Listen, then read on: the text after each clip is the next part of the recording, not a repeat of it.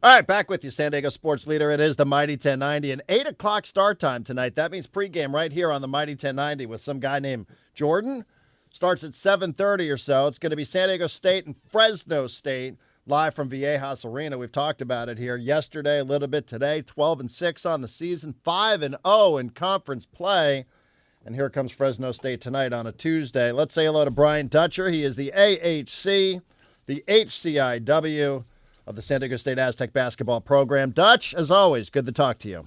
Great to be with you on a Tuesday, Darren. Yeah, this is a little bit bizarre, huh? How does it feel to be not only doing this interview, but then a little later on you have to go and prepare for an actual game tonight? Mike May told me that 3 Tuesdays in a row we play. Huh. So this is the standard right now. We have the Saturday, Tuesday game. So it's the quick turnaround. It's the Sunday practice. Instead of being able to say, hey, take a full day away from us, take Sunday off. Now we got to play Saturday, practice Sunday, Monday, and get ready for these Tuesday games. You have been coaching for a very, very long time. Could you describe for us what your routine is the day of a basketball game? Oh, generally we have the shoot around, which is, we stretch, we get loose, shoot in the arena, maybe walk through some last-minute game preparation stuff, maybe the first 2 or 3 plays we want to run, what we have to stop for Fresno. And then we slide up for pregame meal 4 hours before the game, catered right up to the concourse in the arena, and have our pregame. And then for an 8 o'clock game, get them back an hour and a half before tip. In professional sports, usually the manager or the coach, they leave it up to the players. They say, well, be here by such and such a time. But they leave it up to the players to form their own schedule, get into their own routine. To what extent does the coaching staff of a college basketball team set the agenda for the players? Or do you allow them any sort of flexibility to do some stuff in the middle of the afternoon?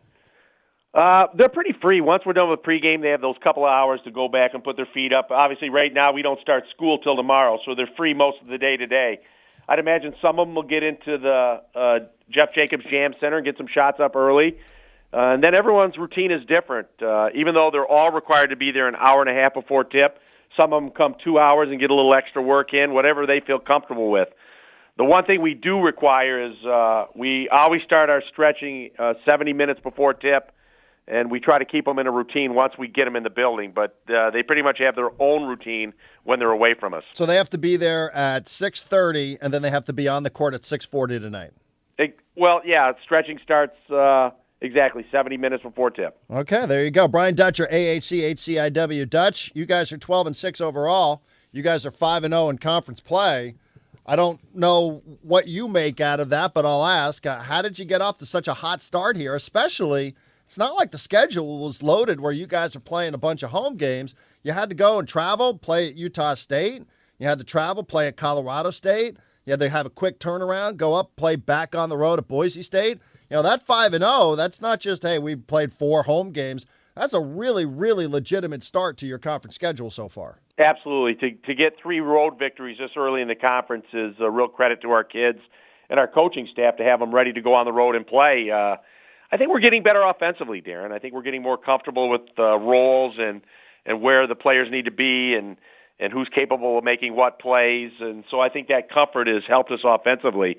Obviously, defensively, we've been solid all year, so we continue to improve on that. Individual performance. I think Trey Kell's playing better than he played earlier in the year. Stepped his game up. I think Malik Pope over the last 3 or 4 games has shown that he's starting to come on a little bit. And so even though we've had the players in the program, they're continuing to improve their play, which is part of being a good team. Individually, they're getting better, so collectively, we're getting better. Brian Dutcher on San Diego Sports Leader, the Mighty 1090, San Diego State, Fresno State tonight, 8 o'clock on the Mighty 1090 with Uncle Teddy behind the mic. There was maybe reason, cause for concern. Maybe that's overstating it a little bit because, as I've said a million times, you and Coach Fisher have been around the block more than a handful of times here over your basketball careers. But, I have a chance to interact with the public, and people say, wow, losing at home and not losing at home to Kansas, but, losing at Petco Park.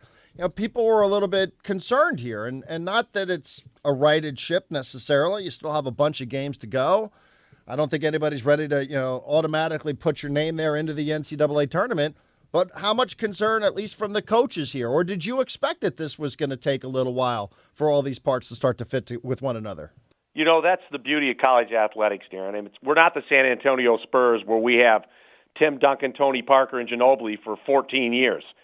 So every year the team is different. You can have in your own mind what you think you're going to be early, but it's a chemistry experiment. We're always tweaking, trying to adjust, figure out exactly what our strengths and weaknesses are. There's always new players, new roles. And so this thing in college turns over every year. And so some years you might have 5 starters back, and then you have that comfort level. This is what we were good at last year. But when you insert 2 new freshmen in the starting lineup, first-time players, you have sophomores taking different roles, all of a sudden stepping up into a scoring role. You have the veterans who you rely on, like Winston, Skyler, and Angelo, and you try to piece it all together. And it seems like we're slowly getting the formula correct with this team.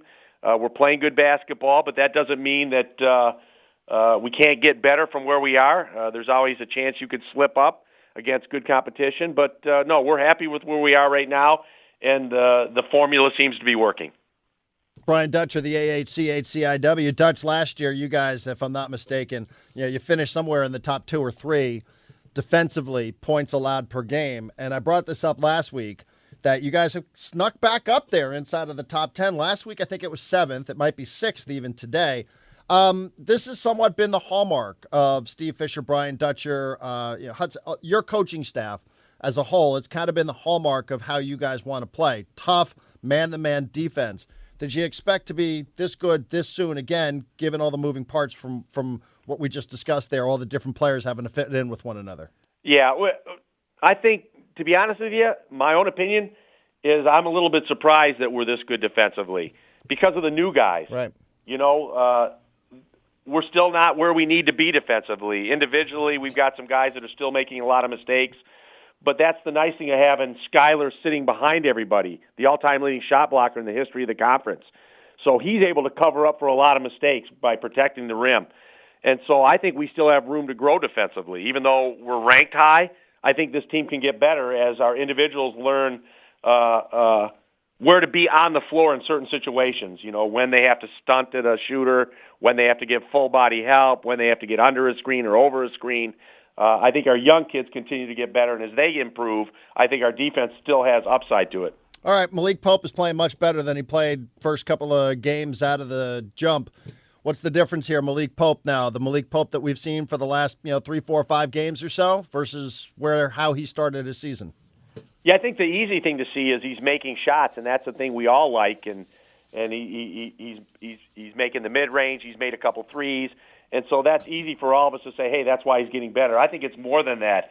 I think he's playing more aggressively defensively. He's rebounding the ball for us. He's making plays other than just scoring the ball. And you know how it is as a young kid sometimes when you're not scoring, you can obsess over that and say, I'm not helping the team, I'm not contributing. And we've tried to tell him, hey, there's other ways to contribute. We think your shots are going to fall eventually, but play harder on defense, play with greater energy on the floor, be a rebounder. And I think as he's continued to concentrate on other things other than just making some shots, that's helped him make shots. So it's definitely helped our team having him perform at the level he's performing at. Now we go to the bench and we bring him off the bench, and Dakari's made a couple shots again, and he seems to be rounding back in offensively. And so I think that punch off the bench has definitely helped us. I don't have the quote in front of me, Dutch, but something interesting that I read in one of Mark Ziegler's pieces, a quote that came from Winston Shepard, in which he says, listen, maybe nobody else in the history of the program understands what Malik's going through like I do, being a 5-star guy and what comes with that level of expectation. And Winston talked a little bit about how he's trying to get through to Malik to say, hey, listen, you're going to be okay. It's going to be fine. We all know that this can mess with you a little bit. I thought that was really interesting what Winston Shepard had to say about Malik Pope publicly, and I wonder what you've seen, the interaction between those two players here, and how much maybe Winston has played a role in getting Malik Pope back on track. Absolutely. You rely on your teammates, and you don't want your teammates constantly harping on you unless it's constructive. And I think whatever constructive criticism Winston's had for Malik, whether it's to encourage him or whether it's to tell him, I think you need to improve in this area, I think that's well received. I think we've gotten better because we're playing for each other. And, we're not concentrating on individual stats. As the team wins, everybody's boat rises, and I think Malik understands that, and I think Winston's been a big part of that. He's been a great steady hand on the program as a senior, and, he's as fine a passer as we've had in the program, Winston Shepard is. And so I think when he plays unselfishly and moves the ball, it gives him more credibility with the team to say, this is the guy that's playing for the team. He came as a 5-star recruit or 4-star recruit, and he's not scoring 20 a game. He's getting 3, 4, 5 assists, and that's his role right now, as well as scoring when we need it. And so I think as Winston continues to play well, the team plays well, and I think his guidance with Malik and the rest of the team has been welcome. Dutch, tonight, letdown game, trap game, any of those terms apply?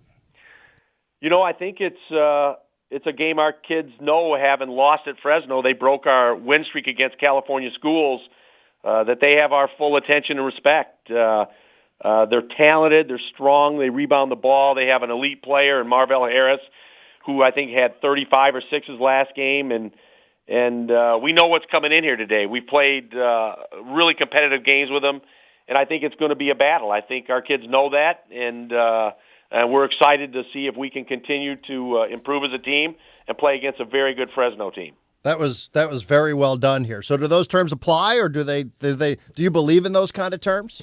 I think so, absolutely.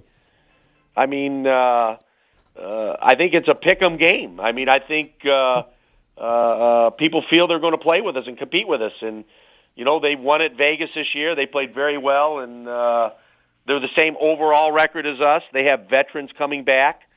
They're not a young team. They have senior leadership. They have veteran players and who have been through the wars. And so I think you're going to see a real battle tonight at Viejas, and I would encourage the fans that have the tickets, as I know it's a late start, get here. It's going to be a really hard game, a tough game, and we're going to need you in the stands to help us. Going to end on an injury note here. A couple players. Hemsley gets hurt a couple games back. Whether that affected his performance against Boise State or whether credit goes to Boise State, I'll let you answer that. But how's Hemsley doing? And when might we see Matt Shrigley come back for San Diego State? Yeah, I think Jeremy's doing a lot better. He took a hard fall at Colorado State where they shot baked him, got him in the air, and got underneath him. He fell on his back, and I think that's doing a lot better.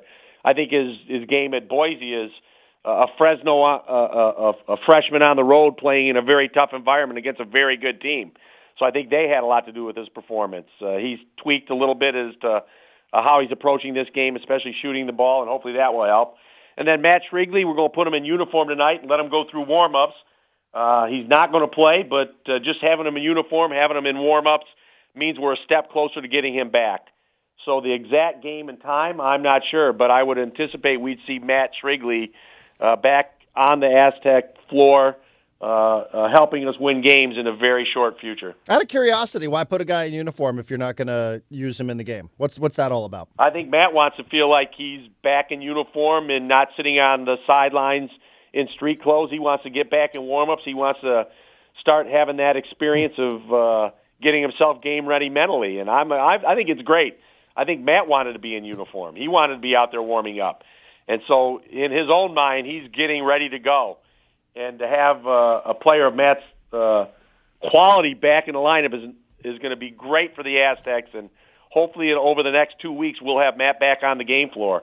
He's starting to participate in practice more fully, 5-on-5 finally. And I know everyone's going to be excited when Matt gets back on the floor. Absolutely. It's like picking up a player at the trade deadline, which you don't have in your sport. Absolutely, to pick up a dangerous offensive player that shoots the ball so well and that has all that experience at the defensive end.